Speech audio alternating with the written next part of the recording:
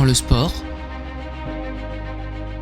tout ne se joue pas en une saison.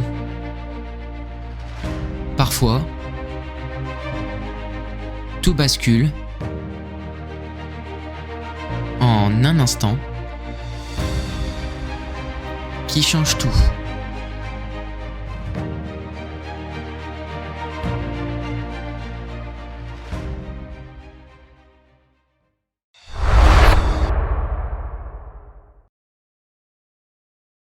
La France a honte ce soir, elle a la plus mauvaise équipe de football du monde ou le plus mauvais entraîneur.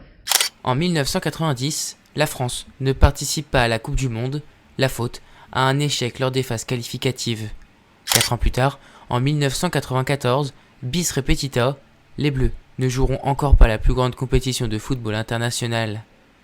1998 est enfin la bonne année, ils sont assurés de participer au mondial, et pour cause, la France est le pays organisateur de la compétition, une organisation acquise le 2 juillet 1992 au profit du Maroc. Maroc que les Bleus affronteront en préparation de ce mondial.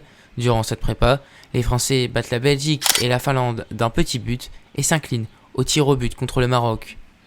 Au terme de cette préparation, rien ne laisse présager une future première étoile sur la tunique bleue.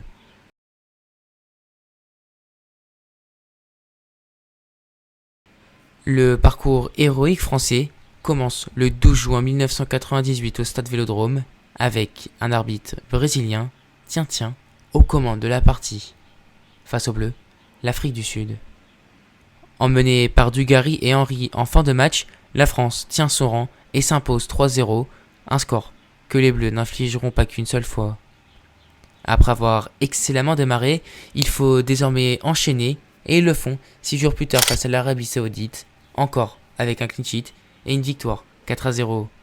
Voilà la France qualifiée en 8e de finale de sa propre Coupe du Monde, reste à savoir à quelle place du groupe. Pour se départager cette première place synonyme d'un 8e de finale plus abordable, les Bleus affronteront le Danemark pour le 3e et dernier match de groupe, un match nul où une courte défaite suffit aux Français pour s'assurer cette première place. Cette fois-ci, pas de clean sheet mais une victoire, encore, cette fois-ci de buts à 1, fait marquant. Zinedine Zidane n'était pas dans le groupe de la confrontation face au Danemark, la faute à un carton rouge reçu lors du précédent match face à l'Arabie Saoudite.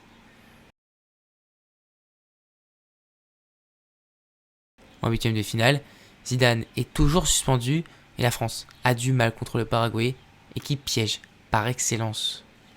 A l'époque, les Paraguayens s'étaient extraits de leur groupe en terminant 2e et en tenant tête aux Espagnols lors des phases de poule, éliminant par la même occasion la Roja.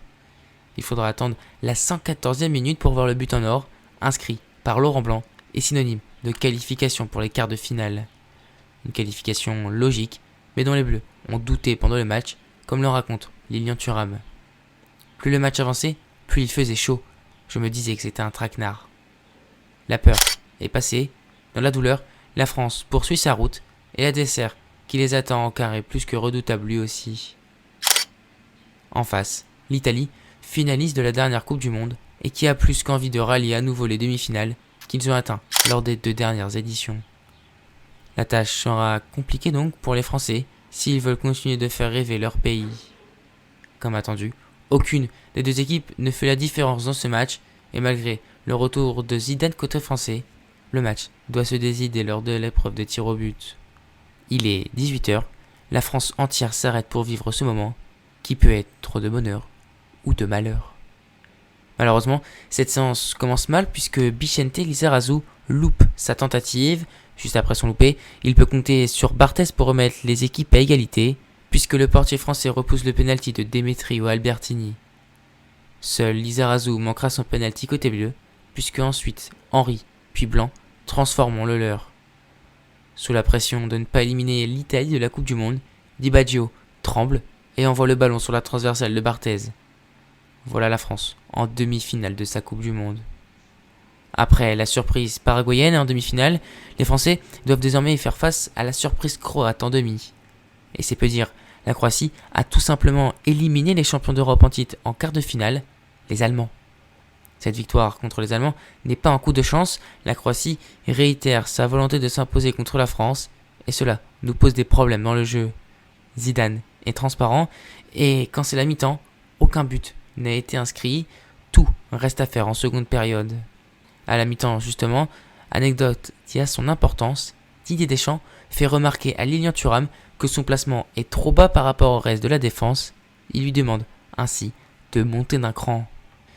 Et dès la reprise du match, l'analyse de Deschamps se vérifie malheureusement. Davor Suker, parti dans la profondeur dans le dos de la défense, se présente en 1 contre 1 face à Barthez. Il ne loupe pas sa chance et ouvre le score pour la Croatie. Problème, si Lilian Thuram était remonté comme le reste de la défense tricolore, Davor Suker aurait été en position de hors-jeu. Conscient de son erreur, Thuram se décide enfin à monter d'un cran et la minute suivant l'ouverture du score croate, à la 47e, Thuram se projette sur le front de l'attaque des Bleus, réalise un 1-2 avec Djorkaeff et égalise un but partout. Il se rattrape de son erreur, inscrit son premier but sous le maillot bleu et surtout, il remet la France dans le droit chemin vers la finale. 23 minutes plus tard, Lilian Thuram, encore lui, récupère un ballon perdu et enchaîne avec une frappe enroulée. Cette tentative fait mouche, 2-1 pour la France. Devant mais loin d'être à l'abri, les Bleus se retrouvent à 10 contre 11 après l'exclusion de Laurent Blanc. Mais même à 10, le destin français était écrit. Voilà la France en finale de sa Coupe du Monde.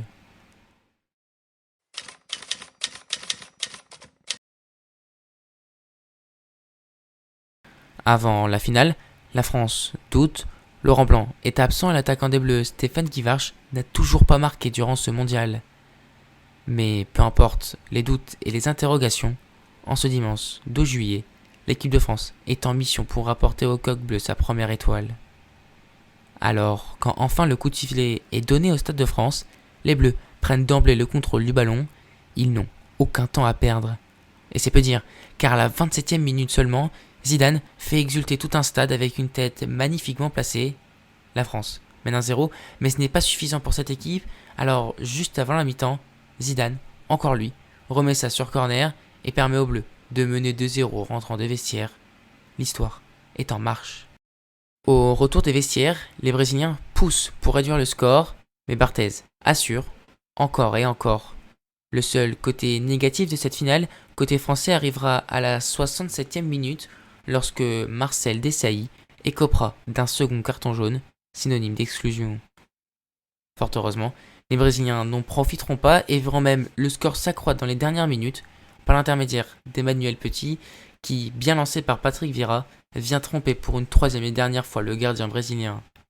Comme un symbole, ce but d'Emmanuel Petit pour sceller la victoire est le 1000e but de l'histoire de l'équipe de France. Les Bleus mènent 1 et 2 et 3-0, le Stade de France peut exulter.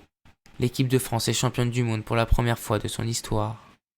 France 98 n'a pas seulement offert une étoile aux Bleus, elle a uni une nation derrière un même rêve.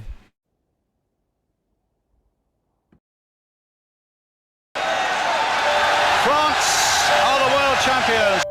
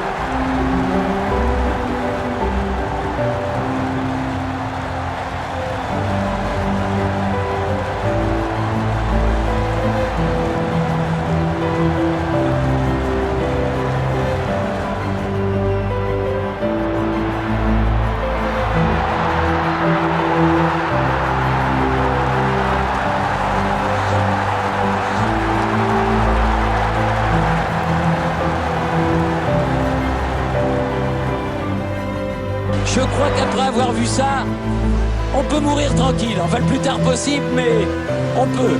Ah, c'est superbe. Quel pied! Ah, quel pied! Oh putain! Oh là là!